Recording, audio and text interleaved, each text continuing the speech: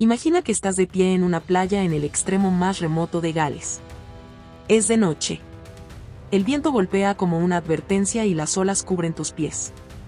Pero cuando miras hacia abajo, no ves arena. Ves árboles. Árboles petrificados que emergen del océano como dedos de cadáveres que se niegan a soltarse del mundo de los vivos. Esto no es una película. Esto es real. Esto es la bahía de Whitesands, y lo que está enterrado bajo esas aguas lleva más de 10.000 años esperando que alguien lo descubra. Y entre los huesos de ciervos rojos, osos pardos y árboles convertidos en piedra, hay restos humanos. Personas que vivieron aquí mucho antes de que llegara el primer agricultor a estas tierras, antes de que alguien en Europa supiera escribir una sola palabra. ¿Te das cuenta de lo que eso significa? Hay civilizaciones enteras, reinos completos, mundos olvidados que yacen literalmente bajo nuestros pies, y nadie nos los enseñó en la escuela. Hoy vamos a sumergirnos en uno de los periodos más oscuros, más misteriosos y más fascinantes de toda la historia europea. La caída del Imperio Romano en Britania y el nacimiento de algo completamente nuevo desde sus cenizas. No es solo la historia de Gales. Es la historia de gigantes y héroes troyanos, de reyes que soñaban con emperatrices, de pequeños fuertes de piedra donde se fraguó el destino de una civilización. Y lo más increíble de todo es que estas historias, estas leyendas que parecen fantasía pura, tienen raíces en hechos reales que los arqueólogos apenas están comenzando a descifrar. Pero aquí está la pregunta que nadie ha podido responder con certeza. ¿Qué pasó realmente en ese siglo misterioso entre el año 400 y el año 500 después de Cristo? El Imperio Romano colapsa. Las ciudades se vacían. Los registros desaparecen.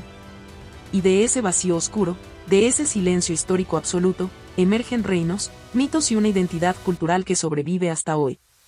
¿Cómo fue posible? ¿Quiénes sobrevivieron? ¿Qué quedó de Roma cuando Roma se fue? Esa es la pregunta que vamos a responder juntos. Quédate hasta el final, porque la respuesta te va a sorprender. Para entender cómo nació Gales, primero tienes que entender cómo los propios galeses explicaban su origen. Y la respuesta es tan absurda y tan brillante al mismo tiempo que vas a amar cada segundo de ella. Todo comienza con la caída de Troya. Sí, la misma Troya de Homero, la del caballo de madera. La fecha que los eruditos medievales usaban era el año 1183 a.C., y en ese momento, después de que los griegos destrozan la ciudad, un guerrero troyano llamado Eneas huye con sus seguidores hacia Roma para fundar lo que después se convertirá en el imperio más poderoso del mundo. Eso lo conoces. Lo que probablemente no sabes es lo que supuestamente pasó con su nieto. El nieto se llamaba Bruto.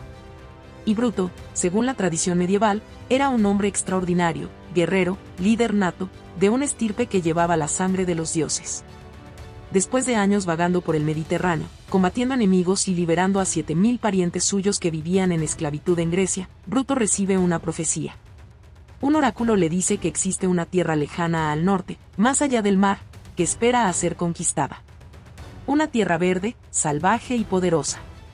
Así que Bruto reúne su ejército, sube a sus barcos y pone rumbo hacia lo que hoy llamamos Gran Bretaña. Pero aquí viene la parte que me encanta, porque cuando Bruto llega a las costas de lo que hoy es Devon, en el sur de Inglaterra, descubre que la isla ya está habitada. Y no por personas normales. Está habitada por gigantes. Criaturas colosales, descendientes literales de demonios según la tradición, que habían gobernado esas tierras desde el principio de los tiempos. Piénsalo así, es exactamente como en una película de fantasía épica, pero la gente de la Edad Media creía que esto era historia real, tan real como César o Alejandro Magno. El líder de los gigantes se llamaba Gogmog, y era tan poderoso que podía arrancar un roble de cuajo con sus manos como si fuera una ramita. Pero el ejército de Bruto tenía su propio campeón, un guerrero llamado Corineus, descrito por el cronista Godofredo de Manmes como un hombre de carácter justo. Valentía extraordinaria y habilidad especial para una cosa muy particular, matar gigantes. Corineus había cazado gigantes por todo el mundo conocido. Para él, Gogmog no era más que un trabajo más. La batalla final se convierte en una lucha de wrestling épica. Corineus agarra al gigante, lo levanta, lo hace girar sobre su cabeza y lo arroja desde un acantilado hacia el mar. El gigante cae gritando y desaparece bajo las olas para siempre. ¿Y qué significa eso hoy? Pues que los descendientes de esos gigantes siguen marchando en Londres cada año en el desfile del Lord Mayor. Hoy los llaman Gog y Magog y son dos estatuas gigantescas que la ciudad lleva exhibiendo desde la época del rey Juan, allá por el siglo XII. En 1486, una figura enorme de Gog-Magog todavía podía verse esculpida en una colina de Plymouth, supuestamente en el mismo lugar donde cayó al mar. El tiempo borra todo menos las mejores historias. ¿Pero por qué importa este mito? Porque en la Edad Media, estas historias no eran entretenimiento. Eran política. Cuando el cronista Godofredo de Manmes escribió su versión de la historia de Bruto en el siglo XII, vivía en uno de los periodos más caóticos de la historia inglesa, la anarquía, una guerra civil brutal por el trono. Su objetivo era construir un puente entre los britanos de Gales y la nueva élite normanda que había invadido el país. Básicamente, Godofredo era el equivalente medieval de un consultor de imagen política, usando la historia como propaganda para unir a dos pueblos que se odiaban. El mito de Bruto decía: todos venimos de Troya, todos somos hermanos. Funciona en el siglo XII. Funciona hoy en redes sociales con una edición diferente.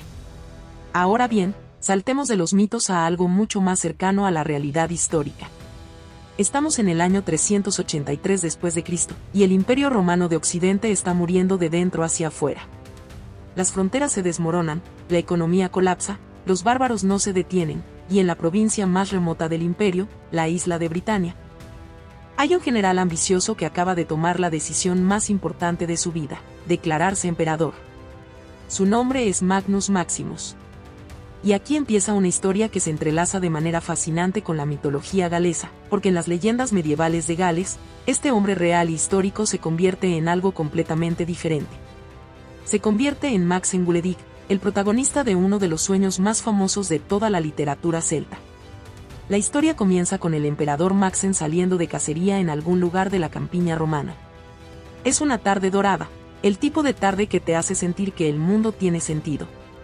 Maxen se queda dormido bajo un árbol y empieza a soñar. Y en ese sueño, viaja a través de montañas y océanos hasta llegar al borde del mundo conocido, donde un río enorme desemboca en el mar entre picos nevados que nunca ha visto antes. Y allí, en ese paisaje de otro mundo, hay una mujer. No cualquier mujer, la mujer más hermosa que ha visto en su vida, sentada en un trono de oro. El emperador se enamora en sueños. Y cuando despierta, ya no puede pensar en nada más. Literalmente nada. Sus ministros tratan de gobernar el imperio mientras Maxen se consume de amor por una mujer que tal vez no existe. Sus emisarios recorren el mundo entero durante años hasta que finalmente, en las orillas del río Sellont en el norte de Gales, entre las montañas de lo que los ingleses llaman Snowdonia, encuentran lo que buscan. Se llama Ellen Luidog, Helena de los ejércitos, hija de un jefe local que vivía bajo dominio romano. Los mensajeros del emperador llegan y le piden que lo deje todo y viaje a Roma a casarse con él.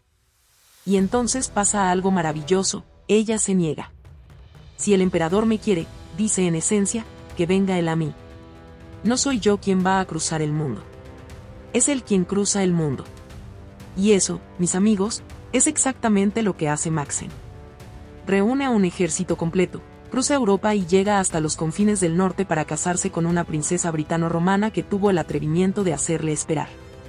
El precio de la boda es elevado. El padre de Ellen exige la gobernación de toda la isla de Britania y la construcción de 3 grandes fortalezas en lugares de su elección, conectadas por una red de carreteras. Hoy, esa red de caminos de 260 kilómetros que atraviesa Gales se sigue llamando Sarn Ellen, el camino de Helena, en honor a la emperatriz de las leyendas. Pero Magnus Maximus existió de verdad. Era un oficial militar nacido en Hispania, pariente de la familia imperial, y en el año 383 las tropas de Britania lo proclamaron Augusto, coemperador del Occidente. Sacó legiones enteras de Britania para llevarlas al continente, estableció su capital en el Rin para proteger la frontera germánica, acuñó sus propias monedas y gobernó 5 años antes de que el emperador legítimo, Teodosio el Grande, lo derrotara y lo ejecutara. Los historiadores romanos como Sósimo y Amiano Marcelino lo recuerdan como el hombre que desnudó Britania de sus defensas y aceleró su caída. Pero los galeses medievales lo recordaron de otra manera, como su primer rey independiente, el hombre del que descendían todas las dinastías legítimas de Gales. El mismo hombre puede ser el villano de un imperio y el héroe de otro. Todo depende desde donde cuentes la historia. Y aquí viene una analogía que te va a parecer familiar. Imagina que el director general de una gran empresa multinacional decide usar todos los recursos de la filial latinoamericana para resolver una crisis en la sede central en Europa. Mueve capital, mueve personal, mueve infraestructura. La empresa central sobrevive un tiempo más, pero la filial queda a la intemperie, sin protección, sin recursos. Eso es exactamente lo que Magnus Maximus hizo con Britania. Y eso es exactamente lo que comenzó a destruirla. Para el año 400 después de Cristo, la Britania romana llevaba más de 3 siglos siendo parte del imperio. Había 24 fuertes militares distribuidos por toda la isla, centenares de kilómetros de carreteras pavimentadas, ciudades con alcantarillado, baños termales, anfiteatros, casas con calefacción bajo el suelo. Traducido a términos modernos, piensa en pasar de tener un país con internet de fibra óptica, hospitales públicos y autopistas, a no tener nada de eso en el transcurso de una sola generación. Ese es el nivel de colapso del que estamos hablando. Y el colapso no llegó como una gran invasión en un solo día. Llegó como una hemorragia lenta. Primero dejaron de llegar las monedas. Sin monedas, no hay economía de mercado. Sin economía de mercado, las legiones no cobran. Sin paga, las legiones se van. Sin legiones, las rutas comerciales se vuelven peligrosas. Las rutas peligrosas significan que los comerciantes mediterráneos dejan de venir. Y sin comerciantes mediterráneos, los productos que toda la élite britana consumía como símbolo de estatus, el aceite de oliva, el vino, la cerámica fina de Italia y el norte de África, simplemente desaparecen. En apenas 50 años, la cadena de suministro más sofisticada del mundo antiguo se desintegra. Y con ella, desaparece la razón de ser de las ciudades romanas. Venta Silurum, la ciudad que hoy conocemos como Caervent en el sur de Gales, había sido la capital de los siluros, una de las tribus más poderosas de toda Britania. En su momento de gloria, tenía foros, templos, una basílica, un anfiteatro, baños termales, hoteles con 40 habitaciones y mansiones urbanas con mosaicos intrincados y calefacción subterránea. 3.000 personas viviendo en una organización urbana que no volvería a verse en esas tierras durante siglos. Para el año 500 después de Cristo, era literalmente una ruina habitada por fantasmas y alguna que otra familia de campesinos que se había asentado entre los escombros de lo que algún día fue la civilización.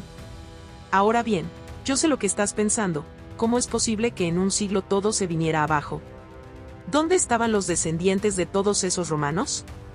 ¿No había nadie que tratara de salvar lo que se podía salvar? Y aquí es donde la historia se pone realmente interesante, porque la respuesta es sí. Alguien se intentó salvar lo que se podía salvar. Pero lo que surgió de ese intento no fue una continuación del mundo romano. Fue algo completamente diferente. Fue el nacimiento de Gales. A unos pocos kilómetros de lo que fue Venta Silurum, en una colina con vistas al estuario del río Severn, hay un lugar llamado Dinas Pauis. Hoy es un parque donde sacan a pasear a sus perros los habitantes de Cardiff. Nadie le presta atención. Pero entre 1954 y 1958, el arqueólogo Leslie Alcock excavó ese lugar y lo que encontró cambió la forma en que entendemos el periodo más oscuro y misterioso de toda la historia británica. Dinas Pauis era una fortaleza pequeña, apenas 100 metros por 90. Rodeada de terraplenes de tierra y fosos de 5 metros de profundidad. Sin murallas de piedra romana. Sin inscripciones latinas. Sin suelos de mosaico. Todo lo que quedaba del mundo romano había desaparecido. Y sin embargo, en los rellenos de esa pequeña fortaleza, Alcock encontró algo que nadie esperaba, más de 70 fragmentos de cerámica importada de la Galia, el sur de Francia y el Mediterráneo occidental. Ánforas de aceite y vino del norte de África. Vidrio importado de Egipto copto. Una cuenta de vidrio cubierta de oro que venía del otro extremo del mundo mediterráneo. Y joyas de cobre, plata y oro fabricadas localmente, con estilos que mezclaban la tradición celta insular con influencias externas. ¿Qué significa todo eso? Significa que el señor de Dinas Pauis, quien quiera que fuera, estaba bebiendo vino mediterráneo en vasos de vidrio egipcio mientras sus artesanos fabricaban joyas de oro en el patio de su pequeña fortaleza de madera y piedra. No era un bárbaro ignorante viviendo en una cueva. Era un jefe poderoso con conexiones comerciales que abarcaban todo el mundo occidental conocido. Era pobre en comparación con los aristócratas romanos del siglo anterior, sí, pero era el hombre más rico y poderoso de su región. Y ese hombre, o esa dinastía de hombres, Probablemente tenía el control de un territorio que se extendía por el valle de Glamorgan y las costas del canal de Bristol. Hay algo que me parece filosóficamente fascinante en Dinas Powys, es el momento exacto en que la civilización deja de ser un sistema centralizado y se convierte en una red de pequeños poderes locales. Es como cuando un servidor central deja de funcionar y cada computadora de la red tiene que empezar a gestionar sus propios datos de forma independiente. El Imperio Romano era el servidor central. Dinas Powys era una de las computadoras que decidió sobrevivir sola. Más pequeña, más lenta, con menos capacidad, pero viva. Y esa decisión de sobrevivir, multiplicada por decenas de fortalezas similares a lo largo de toda Britania, fue lo que eventualmente se convirtió en Gales, en Cornualles, en Bretaña francesa. El salón que Alcock encontró en Dinas Powys es pequeño, casi miserablemente pequeño comparado con las villas romanas de 50 años antes. Pero tenía montones de huesos de cerdo, vaca y oveja en los basureros exteriores, señal de banquetes regulares. Tenía un hogar en el centro donde se reunía la guardia personal del señor. Tenía una segunda estructura más pequeña donde probablemente dormía la familia del jefe. Es exactamente el tipo de escenario que se describe en el Beowulf anglosajón o en las ramas del Mabinogión galés, el señor en su salón, rodeado de sus guerreros, repartiendo regalos y carne asada a cambio de lealtad y protección militar.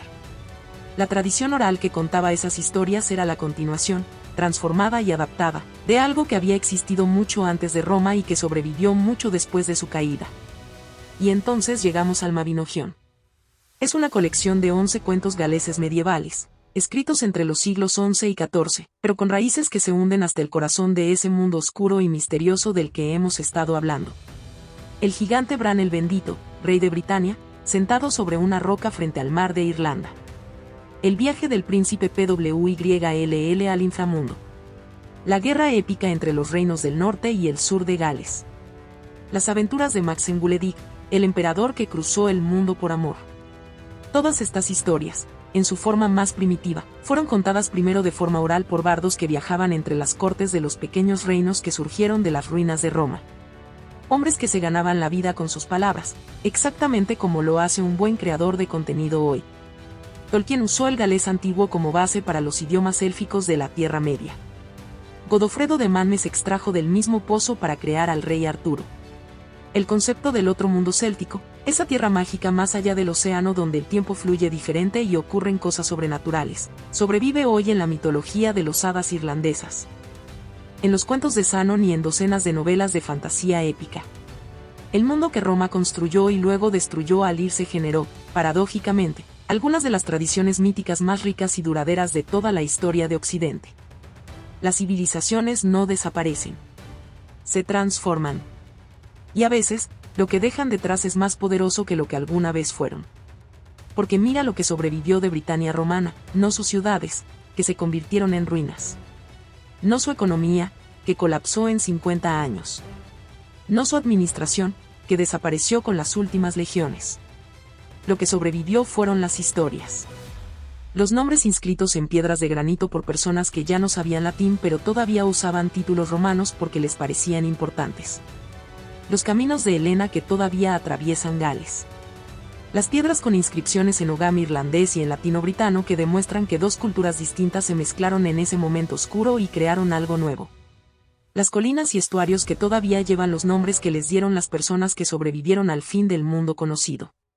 Y entonces volvemos a la pregunta que planteamos al principio, ¿qué pasó realmente en ese siglo oscuro entre el año 400 y el 500? La respuesta, que a estas alturas ya intuyes, es que pasaron muchas cosas a la vez, el colapso de un sistema centralizado, el surgimiento de poderes locales, la mezcla de pueblos distintos. La transformación de la historia en mito y del mito en identidad. No hubo un evento único que destruyó el mundo romano en Britania. Fue un proceso lento, complejo, lleno de personas que trataban de sobrevivir con lo que tenían a su disposición. Y esas personas, con sus pequeñas fortalezas de piedra, sus vasos de vidrio egipcio, sus joyas de oro y sus historias de gigantes y emperadores, construyeron algo que todavía existe. Se llama Gales. Se llama Cornwall. Se llama Bretaña. Se llama, en última instancia, la raíz más profunda de la cultura occidental. Así que antes de irte, te dejo con esto. En el año 2025, muchos de los sistemas en los que confiamos, económicos, políticos, tecnológicos, parecen más frágiles que hace una generación. La historia de Roma y Gales nos dice que cuando un gran sistema colapsa, lo que determina que sobrevive no es el tamaño ni el poder, sino la capacidad de adaptarse, de crear redes locales de confianza y de mantener vivas las historias que dan sentido a quienes somos. ¿Cuál crees tú que es la historia que nuestra civilización necesita preservar para que sobreviva al próximo colapso? Déjame tu respuesta en los comentarios. Nos vemos en el próximo episodio.